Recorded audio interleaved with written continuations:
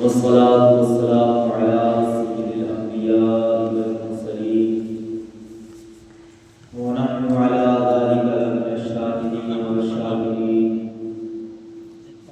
والحمد لله رب العالمين. أما بعد فأعوذ بالله من الشيطان الرجيم. بسم الله الرحمن الرحيم. ألا إن أولياء الله لا خوف عليهم ولا هم يحزنون. صدق الله العظيم وصدق رسوله النبي الأمين الحكيم العليم النبي الكريم. أما بعد صدق الله العظيم. کہتے ہیں آپ کو معلوم ہوگا اور بیان بھی روزانہ انشاءاللہ تبارک کرنے کا ملی جاتا سننے کو سنا رہے ہیں. پیرانی پیر دستگیر غوث اعظم جیلانی بغداد اللہ تعالی علیہ کا مہینہ چل رہا ہے اور انہیں کی ہم برکتیں حاصل کر رہے ہیں کہ ان کی عالی منا کر اور کہیں ان کی میلاد سے جا کر کہیں ان کو یاد کر کر میری کچھ گفتگو انشاءاللہ تبارک و تعالی روز یاد کروں گا. اس سے قبل دو چار اشعار منقبت کے کر لیتے ہیں. سب مل کے خوشی پڑھیں. اللہم محمد صلی اللہ علیہ وسلم نحن عباد محمد صلی اللہ علیہ وسلم صلاۃ و سلام علیک یا رسول اللہ یا حبیب اللہ یا نبی اللہ صلی اللہ علیہ وسلم. شیئا للہ یا عبد قادر یا ساکین البغداد یا شیخ الجیلانی.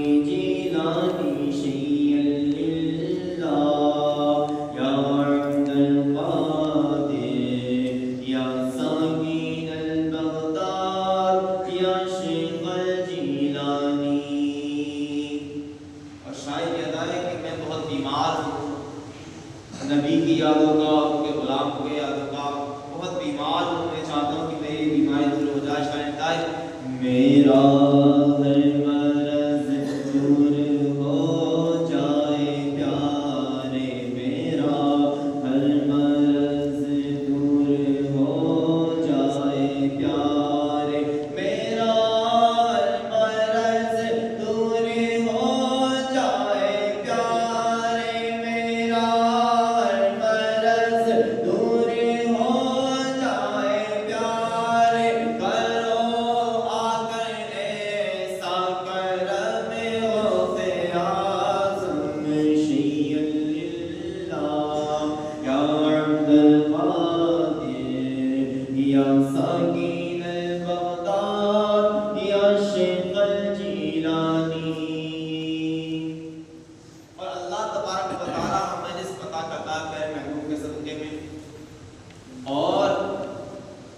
پیارے محبوب کے چاہنے والوں کے صدقے میں, غوث پاک کے صدقے میں. شاعر لکھتا ہے کھیلا تا پیلا تاج رات دو عالم, کھیلا تا پیلا تاج رات دو عالم, کھیلا تا پیلا تاج رات دو عالم, کھیلا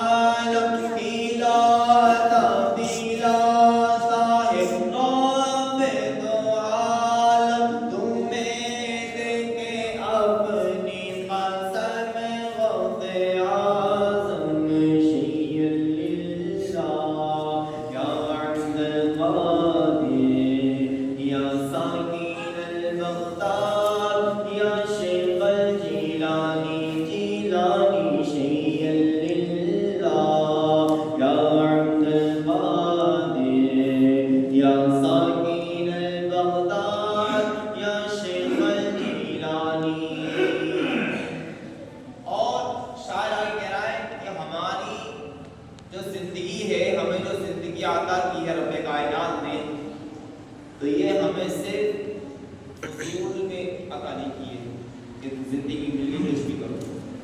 ہمیں اس زندگی کو رب کائنات کی حفاظت کر کے گزارنا ہے، اس کے پیارے محبوب محمد مصطفیٰ صلی اللہ تعالیٰ علیہ وسلم کے بتائے ہوئے نقش قدم پہ چل کے بھی گزارنا ہے، اس کے غلام اور اس کے ولیوں کی بتائے ہوئے راستے پر چل کے بھی گزارنا ہے۔ شاعر کہتا ہے یہ دل یہ جگر ہے، یہ آنکھیں یہ سر ہے، یہ دل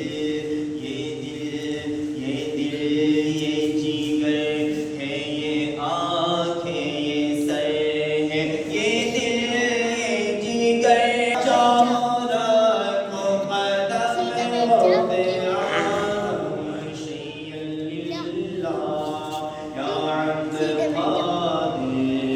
یا سامین البغداد یا شیخ الجیلانی جیلانی شیخ اللہ یا عبد القادر یا سامین البغداد یا شیخ الجیلانی۔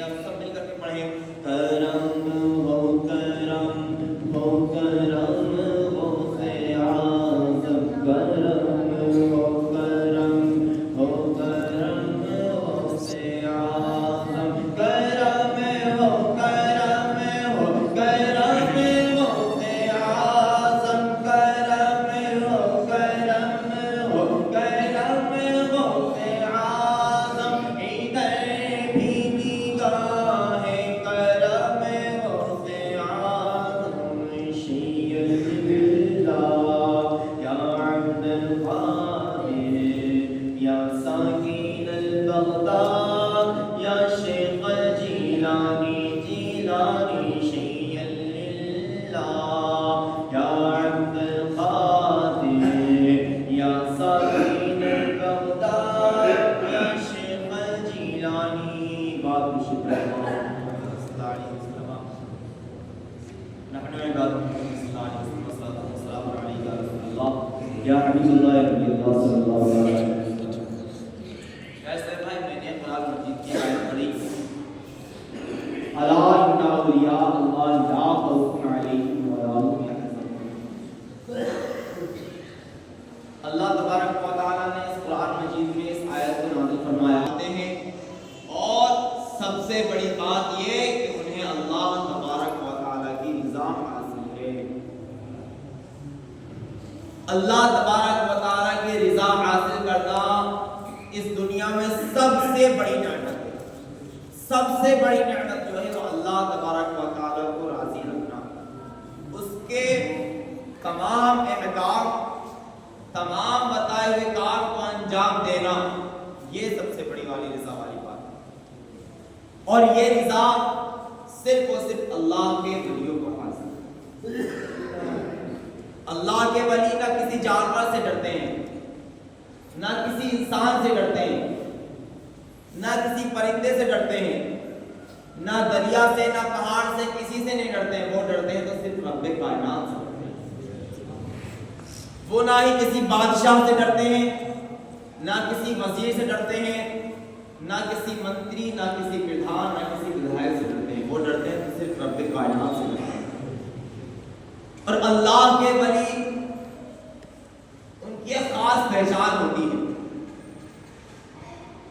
اگر اللہ تبارک و تعالیٰ انہیں تکلیف میں رکھنا چاہتا ہے تو وہ اس میں بھی اللہ تبارک و تعالیٰ کا شکر ادا کرتے ہیں، اور اللہ تبارک و تعالیٰ انہیں خوش رکھنا چاہتا ہے تو وہ اس میں بھی اللہ تبارک و تعالیٰ کا شکر ادا کرتے ہیں۔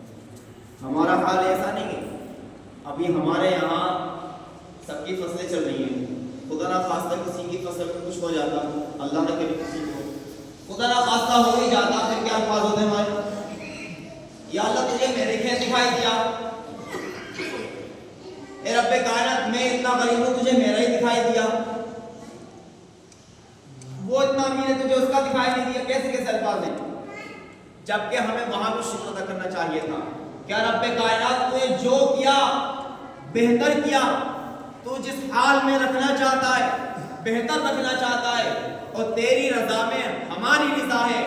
ہم چاہتے ہیں یا رب کائنات جس طرح چاہتا ہمیں بے طرح، ہم تیری رضا میں خوش ہیں۔ یا رب کائنات تیرا لاکھ لاکھ شکر ہے، تو نے ہمیں زندگی عطا کی۔ فصل کیا ہے دوبارہ لگا دیں گے، لیکن اگر اللہ تبارک و تعالیٰ کو اس طرح کے الفاظ بول کر کے ایذا تکلیف پہنچائی تو رب کائنات ناراض ہو جائے. ہم لوگ اپنے دل میں بہت ساری تمنائیں کیے ہوتے ہیں, بہت ساری خواہشات, بہت ساری آرزویں ہوتی ہیں, لیکن رب کائنات کو راضی کرنے کا کوئی طریقہ نہیں.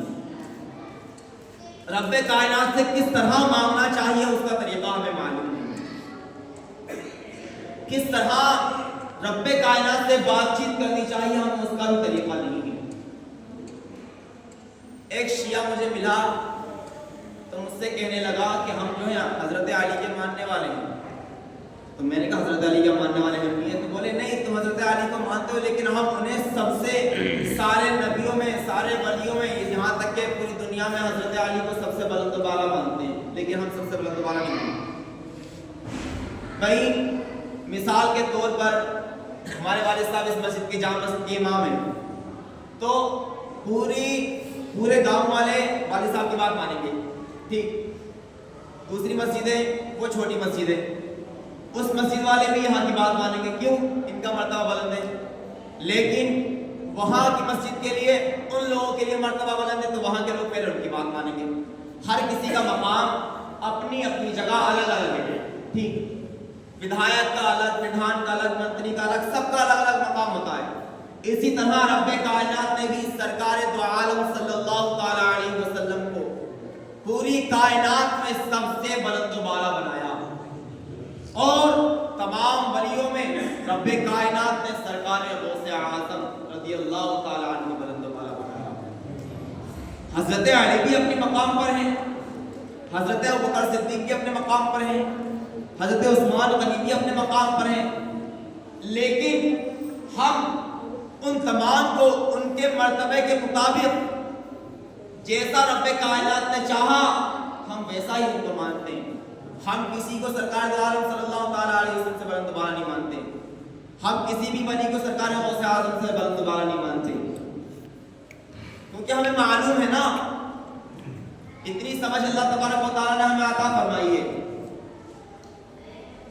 ہم رب کائنات کی بارگاہ میں گستاخیاں کرے چلے جاتے ہیں, ہمیں معلوم نہیں ہم کہاں کس طرح کے الفاظ بول جاتے ہیں.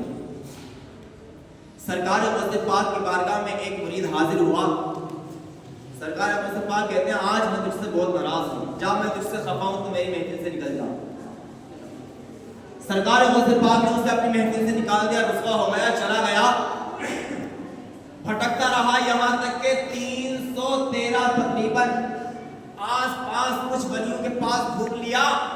سارے ولیوں نے کہہ دیا جسے سرکار غوث پاک نے ڈھوکر مار کے نکال دیا اسے ہم کیا قبول کریں گے, جسے سرکار غوث پاک نے اپنے دل سے نکال دیا اسے ہم کیا کریں گے قبول.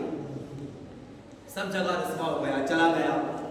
آخر کار پہنچا پھر سرکار غوث پاک کی بارگاہ میں اور جا کر کہتا ہے سرکار غوث پاک مجھ سے غلطی ہو گئی, مجھ سے خامی ہو گئی, میں معذرت چاہتا ہوں, میں معافی چاہتا ہوں. گر گیا قدموں میں اور توبہ کرنے لگا کہ اب دوبارہ غلطی نہیں ہوگی.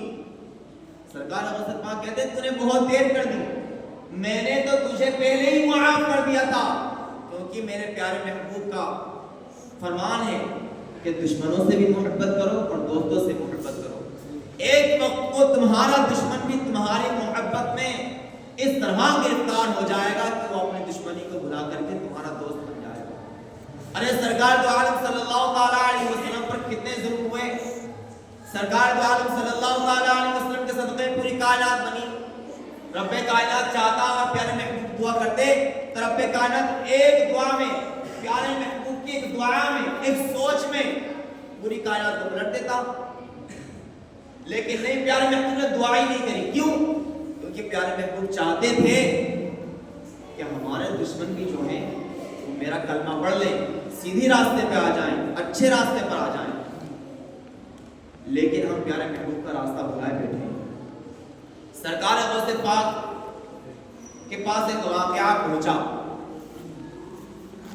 ایک اور غلام پہنچا اور کہنے لگا یا سرکار غوث اعظم میں نے ایک رات خواب دیکھا اور میں خواب میں دیکھتا ہوں کہ میرے والد, میرے بابا جان, میرے ابو جی, میرا باپ جہنم میں جل رہا ہے اور مجھ سے باپ کا یہ تکلیف میں رہنا، یوں جہنم میں جلنا مجھ سے دیکھا نہیں جاتا. یا سرکار غوث اعظم دعا کریں، میرے باپ کے لیے دعا کریں، جہنم سے رہائی دلائیں. سرکار غوث اعظم کہتے ہیں بتا میری محفل میں آتا تھا، میری مسجد میں آتا تھا، میرے بیانات سنتا تھا. اب وہ مرید کہتا ہے کبھی کبھی آتا تھا، باپ کبھی کبھی آتا تھا. تو سرکار غوث اعظم مصلی بچھاتے ہیں اور ہاتھوں کو بلند کرتے ہیں اور کہتے ہیں یا رب کائنات، تو نے تو وعدہ کیا ہے نا کہ جو بھی اللہ والے کی محفل میں آئے گا تو اسے معاف فرما دے گا، تو اس پہ شک نہیں کرے گا کہ تیرا ہی حکم ہے اور آج تیرا بندہ عذاب میں. اتنا کہنا تھا، سرکار غوث اعظم نے دعا کری. اب یہ مرید آتا ہے، رات کو سوتا ہے اور سونے کے بعد پھر والد کو اپنے باپ کو خواب میں دیکھتا ہے اور دیکھتا ہے کہ میرا باپ جنت میں ہے. سبحان اللہ. اب باپ جنت میں، اور باپ کیا کہتا ہے کہ بیٹا غوث پاک کی بارگاہ میں گیا تھا نا؟ بیٹا کہتا ہاں. اب اس مرید کا باپ کہتا ہے کہ کہیں جانا مت جانا، لیکن سرکار غوث پاک کی محفل چھوڑ کر مت جانا. سرکار غوث پاک کی مجلسوں سے اٹھ کر کے مت جانا. تو سرکار غوث پاک کی مجلس ایسی نہیں ہوتی تھی کہ 10-15 لوگ آ گئے، 20 لوگ آ گئے. جب سرکار غوث پاک نے علم حاصل کرا، علم تو حاصل کر لیا لیکن وعظ تقریر کرنی نہیں آتی تھی. بولنا آتا تھا، اچھے اچھے بیان کرتے تھے، لیکن مجمع میں بولنا نہیں آتا تھا. رات کو سوئے سرکار غوث پاک تو سرکار دو عالم صلی اللہ علیہ وسلم خواب میں تشریف لائے اور لانے کے بعد کہتے ہیں بیٹا کیوں پریشان ہو؟ تو سرکار غوث پاک کہتے ہیں اے محمد عربی صلی اللہ علیہ وسلم، نانا جان میں اس لیے پریشان ہوں کہ میں مجمع میں بیان نہیں کر پاتا، میں وعظ نہیں کر پاتا. سرکار دو عالم صلی اللہ علیہ وسلم کہتے ہیں چلو اپنے منہ کو کھولو. سرکار دو عالم صلی اللہ علیہ وسلم نے سرکار غوث پاک کے منہ میں 8 مرتبہ اپنا لعاب دہن ڈالا. کتنی مرتبہ؟ 8 مرتبہ اپنا لعاب دہن ڈالا. حضرت علی خواب میں آئے. سبحان اللہ. اب حضرت علی خواب میں آتے ہیں اور آ کر کہتے ہیں اے بیٹا غوث پاک کیوں پریشان ہو؟ کہا کہ میں صرف بات نہیں کر پاتا. تو حضرت علی کہتے ہیں غوث پاک بیٹا تو تم میرا ہے نا، تم ہی تو میرا بیٹا ہے نا، چل منہ کھول. غوث پاک نے پھر منہ کھولا. اب حضرت علی نے 7 مرتبہ، کتنی مرتبہ؟ 7 مرتبہ اپنا لعاب دہن، اپنا دودھ سرکار غوث پاک کے منہ میں ڈالا. اب سرکار غوث پاک کہتے ہیں کہ آپ نے صرف 7 مرتبہ میرے منہ میں لعاب دہن کو ڈالا. تو حضرت علی کہتے ہیں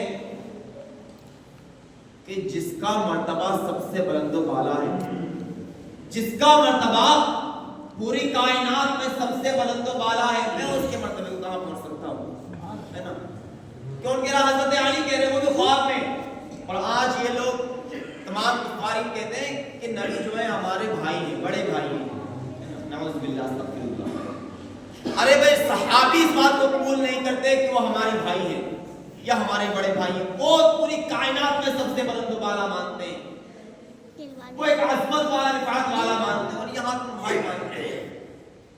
اب جب سرکار غوث پاک اٹھے، اٹھنے کے بعد جب پہلی بار تقریر کرتے چھوٹی مسجد میں تقریر کرتے. چھوٹی مسجد میں جب جگہ کم ہوئی تو ایک بڑی مسجد دیکھی. بڑی مسجد میں تقریر وعظ چلتا رہا، بیانات چلتے رہے. کچھ وقت گزرا، مجمع زیادہ ہو گیا، پھر جامع مسجد مل گئی. اب جامع مسجد میں تقریر کرتے رہے، وعظ کرتے رہے، بیانات کرتے رہے. اب جامع مسجد بھر گئی تو جامع مسجد کے بعد غوث پاک نے عیدگاہ پر اپنا جلسہ کرنا شروع کر دیا، اپنی مجلس کو بٹھانا شروع کر دیا. اب جب عیدگاہ بھر گئی تو سرکار غوث پاک نے صحرا، جنگل دیکھ لیا. جنگل کی کوئی حد نہیں ہوتی نا، جنگل دیکھ لیا اور جنگل میں جا کر کے وعظ کرنے لگے. یہاں تک کہ سرکار غوث پاک کے مجمع میں، جلوس میں، محفل میں 70 ہزار لوگ آیا کرتے تھے. آج آپ ہی کی مسجد کا، اسی مسجد کا واقعہ بتاؤں. جس وقت میں چھوٹا تھا، آپ لوگ بہت پرانے مجھ سے بہتر جانتے ہوں گے. جس وقت یہ باہر کی مسجد پر بنی ہوئی نہیں تھی، اس وقت میں لوگ باہر تک کے نماز پڑھنے کے لیے آتے تھے، باہر تک بہت سے لوگ دھوپ میں نماز پڑھا کرتے تھے. لیکن آج دیکھیں 2 ہی صف بھری ہوئی ہے، باقی آخر 2 صف میں بچے ہی بچے. یہ صرف کسی اور کی کمی نہیں، صرف ہماری کمی ہے.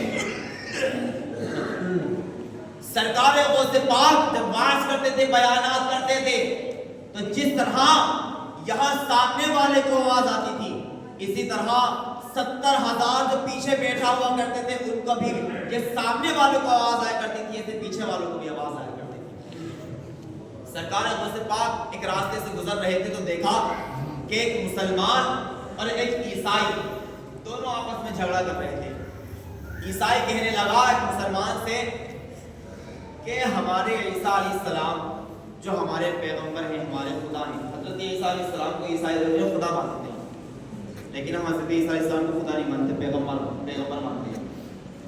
وہ عیسائی کہنا ہے کہ ہمارے رب جو ہیں حضرت عیسیٰ علیہ السلام وہ مردوں کو زندہ کر دیتے ہیں.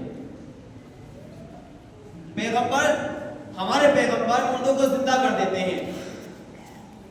اب مسلمان سے عیسائی کہنے لگا اچھا ایسی بات ہے تو اگر تمہارے نبی میں طاقت ہے تو اپنے نبی سے کہو کہ مردے کو زندہ کر کے دکھائے. پیارے محبوب نے بہت سارے مردوں کو زندہ کیا ہے.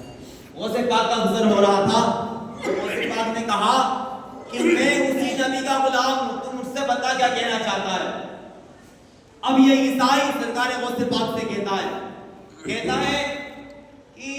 اگر تمہارے نبی مردوں کو زندہ کر دے تو میں مان لوں گا کہ ہاں تمہارے نبی حق نبی ہیں، تمہارے نبی سچے نبی ہیں.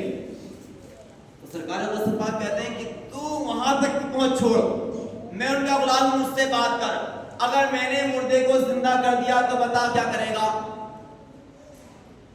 حضرت غوث پاک کہتے ہیں اگر مجھ سے مردہ زندہ نہیں ہوا تو میں اپنی گردن قربان کر دوں گا، میں دین اسلام چھوڑ دوں گا. اور اگر میں نے مردہ زندہ کر دیا تو پتہ کیا دے گا.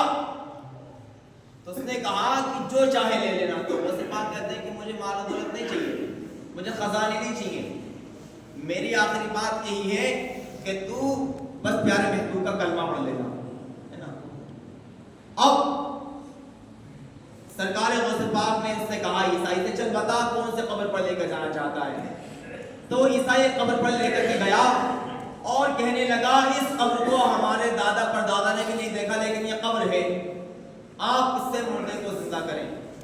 سرکار غوث پاک رب کائنات کی بارگاہ میں ہاتھ لا کر کے دعا کرتے یا رب کائنات آج تیرے پیارے محبوب کی عزت کا سوال ہے، پیارے محبوب کے اس بندے کا سوال ہے. یا رب کائنات آج تو اس مردے کو زندہ کر دے اور اس عیسائی کو بھی کلمہ پڑھنے کی توفیق عطا فرما. اتنا کہنا تھا، سرکار غوث پاک نے تم بھی بسم اللہ کہا اور اس میں سے ایک عورت کھڑی ہو گئی.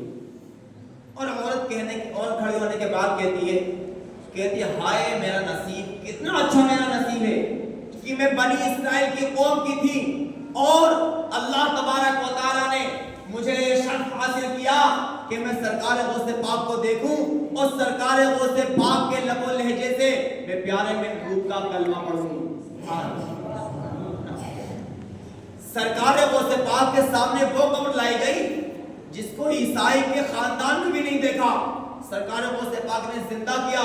اس کے بعد وہ یہودی عورت جس نے اسلام قبول کیا، اب یہ عیسائی دیکھتا ہے اور قدموں میں گر جاتا ہے، کہتا ہے غوث پاک اے میرے پیر مجھ سے غلطی ہو گئی، میں معافی چاہتا ہوں، میں چاہتا ہوں کہ آپ مجھے بھی کلمہ پڑھا دیں، مجھے بھی کلمہ پڑھا کر پیارے محبوب کا عاشق بنا دیں. سرکار غوث پاک اسے کلمہ پڑھاتے ہیں لا الہ الا اللہ محمد رسول اللہ صلی اللہ علیہ وسلم. تو پیارے اسلام بھائیوں، آپ ہر کسی کی کہیں بات پر نہ جائیں ہے نا. سوشل میڈیا کا دور ہے، جو آتا ہے سامنے کوئی واقعہ سمجھے، بات سن لی بس اسی پہ عمل کر لیا. جب تک آپ اپنے سامنے مولوی سنا سن لینا تو یقین نہ کریں. ہر بات سوشل میڈیا کے سچ بھی نہیں ہوتی ہے نا.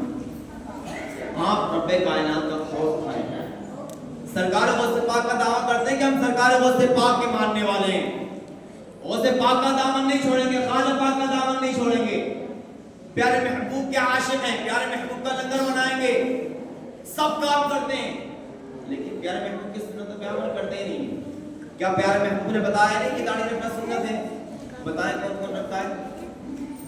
پیارے محبوب نے نماز کا حکم عطا فرمایا، پتہ ہے کون نماز پڑھتا ہے؟ جمعے کے پڑھنے آتے ہیں اور اس میں بھی یہ خیال ہوتا ہے کہ 2 فرض پڑھ کر کے نکل جائیں گے، جمعے کی پڑھ کے نکل جائیں گے،